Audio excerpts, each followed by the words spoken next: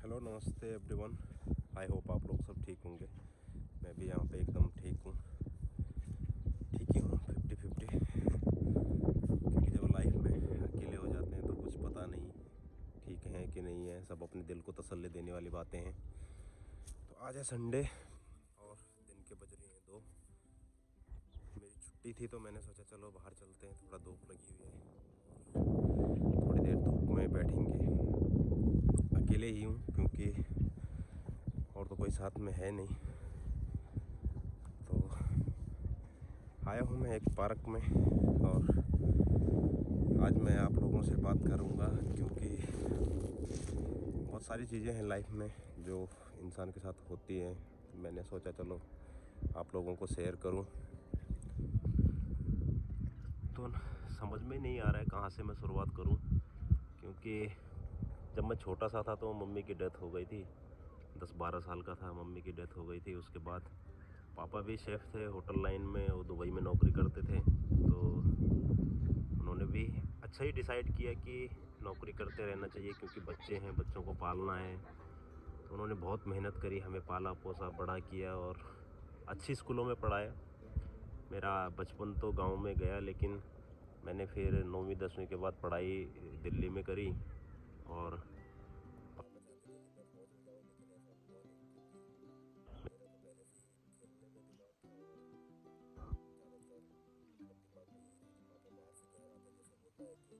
Army वाला अगर घर में है तो आर्मी वाला का बच्चा आर्मी में ही जाने की कोशिश करता है क्योंकि अपने पापा को देखता है। तो मेरी फैमिली में और गांव में सब लोग होटल में ही थे, तो मुझे भी पहले से ही यही था कि यार होटल में जाना है। बाहर से लोग आते हैं, बड़े बड़े बैग लेके आते हैं, पता नहीं वहाँ कैसा होता होगा। तो मेरे दिमाग में यही था कि होटल में ही जाना है और मैंने डिसाइड भी यही कर रखा था कि नहीं, मैं तो होटल में ही जाऊँगा। उसके बाद मैं दिल्ली आया, दिल्ली में रहा दीदी के साथ। दीदी की शादी हुई थी तो दीदी के साथ रहता था, दीदी के साथ रहा। उसके बाद फिर पूरी फैमिली हम लोगों की दिल्ली आ गई, हम लोग दिल्ली में रहे। मैंने जॉब शुरू करी अपनी नवराज होटल से।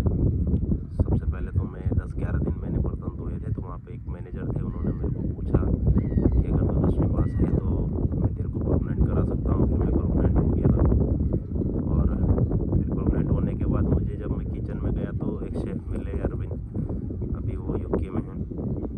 तो उन्होंने मेरे को एक बहुत अच्छी राय दी। उन्होंने बोला कि यार अगर तुझे आगे बढ़ना है तो इन फ्यूचर अब होटल लाइन के लिए डिप्लोमा, डिग्री, ये सब चीज़ की ज़रूरत पड़ेगी, तो क्यों ना डिप्लोमा कर ले। फिर उन्होंने मुझे एक ITI का नाम दिया कि वहाँ पे चले जा, वहाँ से होता है ये सब चीज़ें। तो मैं गया और मैंने 2-3 होटलों में, रेडिसन, मोजाइक वगैरह में इंटरव्यू दिया। तो कहीं पे उस टाइम वैकेंसी नहीं थी अप्रेंटिसशिप के लिए।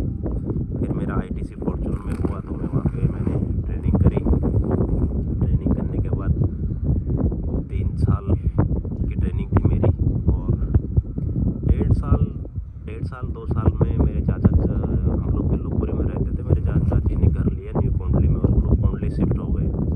तो मैं रात को 1-1:30 बजे जब मेरी छुट्टी होती थी तो उस टाइम लोग बोलते थे यार दिल्लुपुरी नहीं जाना, रात को आना जाना मत करना क्योंकि उधर बहुत गंदा इलाका है और लोग दारू के लिए भी मर्डर कर सकते हैं। तो एक डर सा बैठ गया था।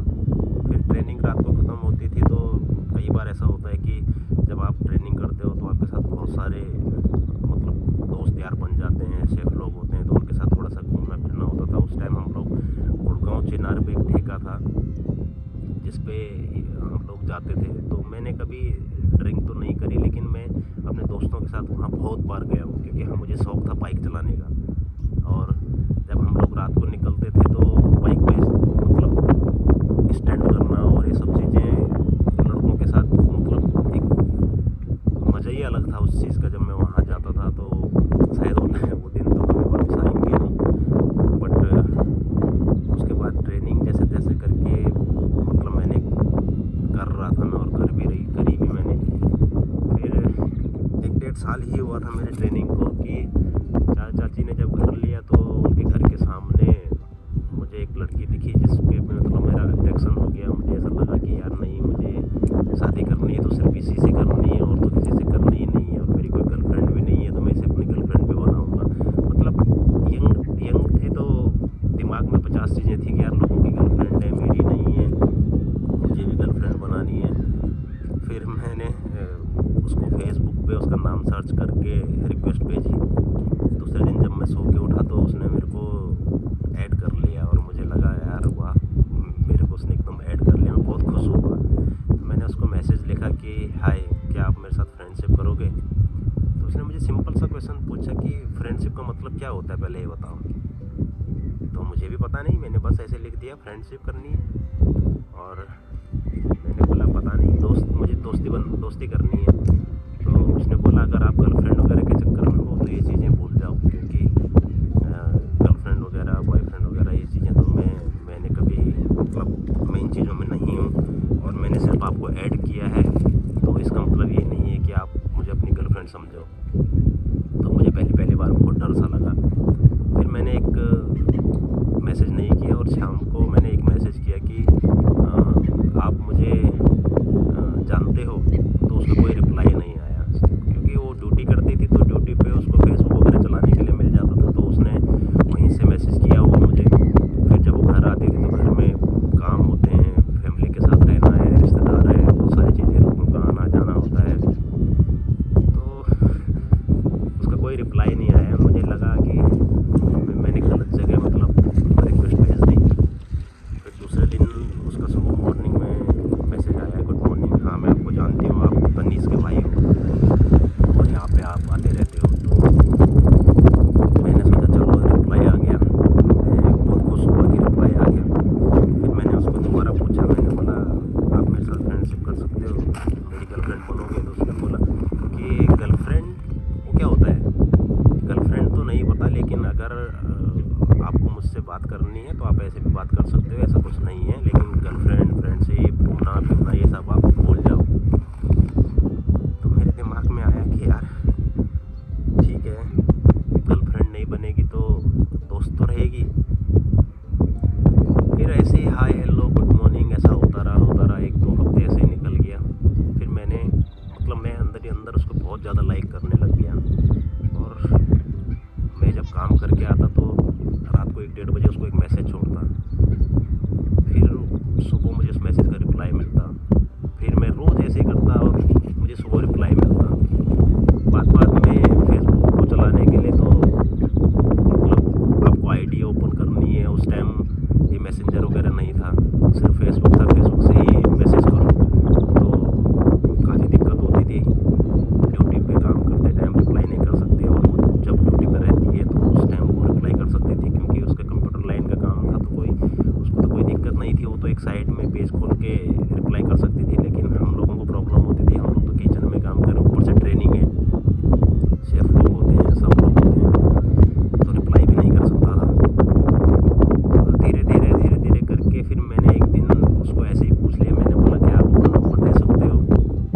तो क्योंकि मैं उसकी नानी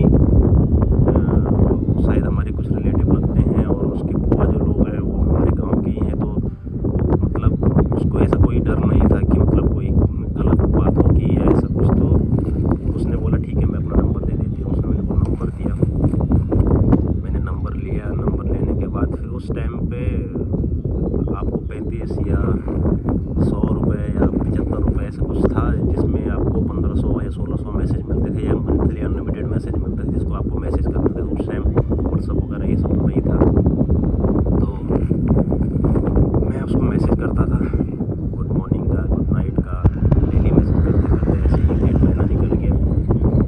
फिर मुझे लगा कि कहीं ना कहीं शायद वो भी मुझे लाइक करती है, लेकिन लड़कियां क्या होती है बताती नहीं है, बताना लड़के को ही पड़ता है। ये तो एक रियल सी बात है कि चाहे आप, मतलब लड़की आपको कितना भी पसंद करती होगी, वो कभी नहीं बोलेगी, आपको ही बोलना पड़ेगा। मैंने उसको एक दिन फिर दोबारा पूछा, मैंने बोला मैं आपको बहुत लाइक करता हूँ और मैं आपसे शादी करना चाहता हूँ। तो मेरा ये मैसेज का जवाब 1-2 दिन मुझे मिला ही नहीं। फिर 1-2 दिन बाद जब मुझे मैसेज का जवाब मिला तो उसने बस मेरे को सीधा यही बोला कि अगर आपको मुझसे शादी करनी है तो आपको अपने घर वालों को मेरे घर भेजना पड़ेगा। और फिर मैंने भी सोचा ठीक है, घर वालों को भेजना पड़ेगा तो अब उसको तो हाँ बोल दिया कि ठीक है मैं ऐसा करूँगा। और मनी मनी टेंशन हो गई थी कि अब क्या करना है, किसको बोलना है। फिर दिमाग में आया चलो चाचा चाची को बोलता हूँ, क्योंकि अगर पापा को डायरेक्ट बोलूँगा तो हो सकता है डांटेंगे, बहुत कुछ मतलब एक डर सा था। फिर मैंने चाचा चाची को बोला, मैंने बोला कि मैं उससे प्यार करता हूँ गीता से और उससे शादी करना चाहता हूँ। तो चाचा चाची ने बोला कि अगर ऐसा है तो तू अपने घर पे बता। तो मैंने बोला कि नहीं, घर पे मैं तो नहीं बता सकता, आप लोगों को ही बताना पड़ेगा, आप लोग बात करो पापा से। फिर चाचा चाची ने एक दो दिन बाद पापा से बात करी और दो चार दिन ऐसे ही निकल गए। बस उसके साथ फिर मेरी हाई हेलो होती रही। फिर एक दिन अचानक से पापा का फ़ोन आया और मैं उस टाइम ड्यूटी पे ही था। तो 3-4 बजे के करीब पापा ने फ़ोन करके बोला कि मैंने सुना तू शादी कर रहा है। तो मैंने बोला नहीं, ऐसा तो कुछ नहीं है, शादी कर रहा है। तो फिर पापा ने बोला कि कब है तेरी शादी, ये वो। तो थोड़ा सा होता ही है, उन्होंने बोला। मैंने भी उनको बोला नहीं पापा ऐसा कुछ नहीं है, बस मैं उसको चाहता हूँ और उससे प्यार करता हूँ, उससे शादी करना चाहता हूँ, अगर आपकी इजाज़त होगी तो करूँगा। तो फिर पापा ने समझाया कि अभी तेरी बहन है, पहले उसकी शादी करेंगे, तू ट्रेनिंग कर रहा है, क्या खिलाएगा क्या होगा। ऐसा एक शादी एक छोटी सी बात नहीं है। उनका कहना भी बिल्कुल सही था, लेकिन मैं उससे बहुत प्यार करता था तो मुझे तो उससे ही शादी करनी थी। फिर चाचा चाची ने पापा से बात करी और मतलब उन्होंने भी समझाया। और बहुत सारे हैं जिन्होंने मेरे इस रिश्ते में मतलब मेरा साथ दिया, भाई बंद हैं और बहनें हैं। और मतलब मेरे चाचा के जो साली है, उनके हस्बैंड और मेरे भाई लगते हैं, वो हैं। बहुत सारे हैं जिन्होंने मतलब इस चीज़ में मुझे सपोर्ट किया कि हाँ चल, अगर तू उससे प्यार करता है तो तेरी शादी उससे करवा देंगे। फिर ऐसे ऐसे करके धीरे धीरे बात पापा तक तो गई थी, तो सब जगह चली गई। फिर पापा ने बोला ठीक है, अगर मैं कहीं और से उसकी शादी कराता हूँ, कल को हो सकता है वो लड़की के साथ ढंग से ना रहे या कुछ भी बात हो सकती है। क्योंकि अगर आप किसी को पहले से चाहते हो और दोबारा कहीं दूसरी जगह आपकी शादी हो जाती है तो फिर उसमें भी शायद आप जिसके साथ शादी करते हो उसके साथ सही ढंग से जीवन नहीं निकाल सकते। इसलिए पापा को भी लगा कि चलो ठीक है, बात कर लेते हैं। तो पापा ने चाचा चाची को भेजा और बात वहाँ पे ओके हो गई। लेकिन मेरी सबसे मेन मुसीबत थी कि मेरी शादी फंस गई थी। हाँ, मतलब दोनों फैमिली फंस गई थी, क्योंकि उनको शादी 1-1.5 साल में करनी थी और हमें शादी करनी थी 4 साल में। क्योंकि मेरी सिस्टर की शादी थी, उसका हस्बैंड बाहर रहता था, तो वो जब घर आएगा तब शादी करेगा। तो इस चक्कर में थोड़ा सा बात फंसने लग गई। फिर मैं कभी उससे उतना तो मिला नहीं था, तो फिर मैंने एक दिन उससे रिक्वेस्ट करी, यार मुझे तुझे से मिलना है। फिर फाइनली मैंने एक दिन उसको बुलाया और हम पहली बार मिले। और पहली बार मैं मिला था उससे स्पाइस मॉल में नोएडा में। वहाँ मिलने के बाद मैंने काफ़ी देर बातचीत करी उसके साथ। हमने प्लान किया कि यार अब कैसे करके क्या होगा, क्योंकि मतलब एक तरीके से तो ये तो हो ही गया था कि हम दोनों को इतना पता था कि हम दोनों एक दूसरे के बिना अब नहीं रह सकते हैं। और शादी करेंगे तो एक दूसरे की शादी करेंगे, नहीं तो फिर मेरा तो ये था कि अगर नहीं हुई तो फिर ज़िंदगी भर ऐसे ही रहूँगा, शादी ही नहीं करूँगा। फिर धीरे धीरे कैसे कैसे करके हमने फैमिली को बनाया और दोनों की फैमिली राज़ी हुई। लेकिन उस टाइम मैं ट्रेनिंग करता था, तो पापा के दिमाग में ये था कि चलो थोड़ा सा कामयाब हो जाए, कहीं थोड़ा सा कभी होटल में आ ही गया तो बाहर वार का राउंड हो जाए, थोड़ा पैसा वैसा कमा ले तो इसका ज़िंदगी आगे का ठीक ही रहेगा। क्योंकि हर माँ बाप यही चाहते हैं कि उनका बच्चा आगे कामयाब हो और अच्छा मतलब पैसा कमाए, उसकी फैमिली अच्छी रहे। तो मेरे पापा भी यही चाहते थे। तो मेरी किस्मत अच्छी थी कि मेरी ट्रेनिंग ख़त्म होने के बाद मैं हिल्टन में लग गया और हिल्टन से फिर मैं सीधा बाहर दोहा चला गया। दोहा से मैं सीधा फिर शादी करने ही आया 1 साल में।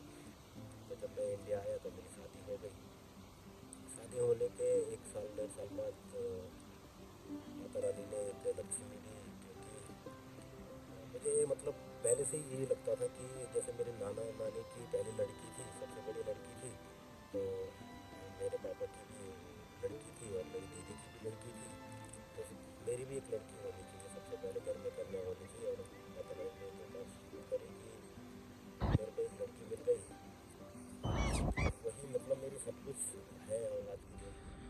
फाइनली फिर शादी के बाद तो हर इंसान की तरह जैसे मैं भी बहुत खुश था, क्योंकि वाइफ भी ड्यूटी करती थी, मैं भी ड्यूटी करता था।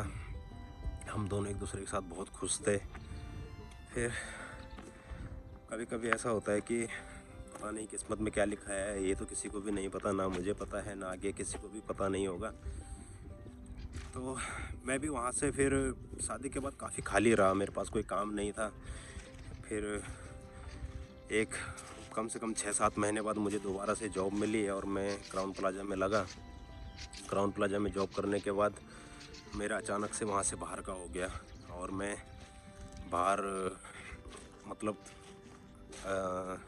इस्तोनिया आ गया, यूरोप में। और जो मेरा एक सपना था कि यूरोप में काम करना है, यूरोप में